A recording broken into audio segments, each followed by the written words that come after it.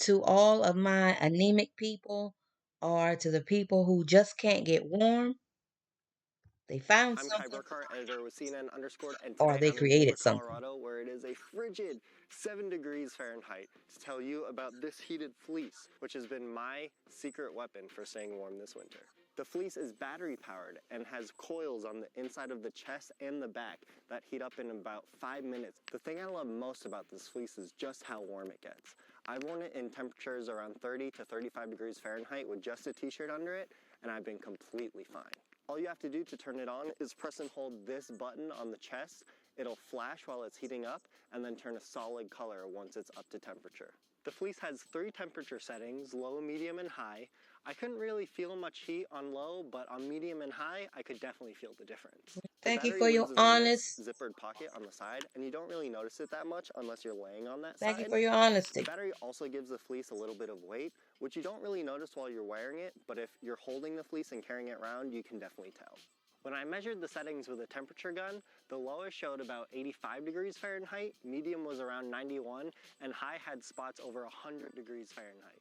Since it is bulky and you have the added weight of the battery, it's not the best choice for lightweight sports like hiking or skiing, but if you're tailgating or just standing around in the cold for hours on end, it's perfect. In the fall or on milder winter days, you could just wear this fleece alone and change the settings to match the temperature outside. But if it gets really cold like it is right now, you can throw on a big puffer over the fleece to lock in all that heat. To test the battery's capacity, I turned the fleece all the way up to high, and it lasted a whopping 5 full hours before it died. Even without the heating element, the Aurora is still a really nice fleece. The inside is really soft, it's got 2 pockets, and a high collar. I love this Aurora fleece and wear it whenever it gets really cold, but there are some downsides.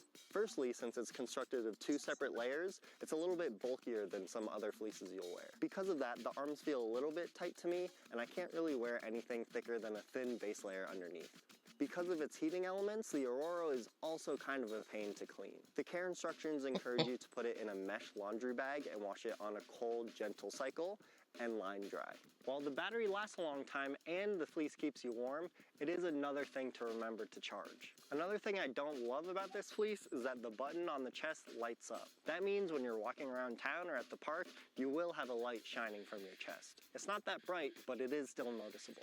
But that is another reason why I do love the fleece layer specifically, because you can layer on top of it and hide that light if you want. The Aurora heated fleece is $150, and while that might seem expensive, it's actually quite comparable to other high quality, non-heated fleeces like Patagonia's Better Sweater.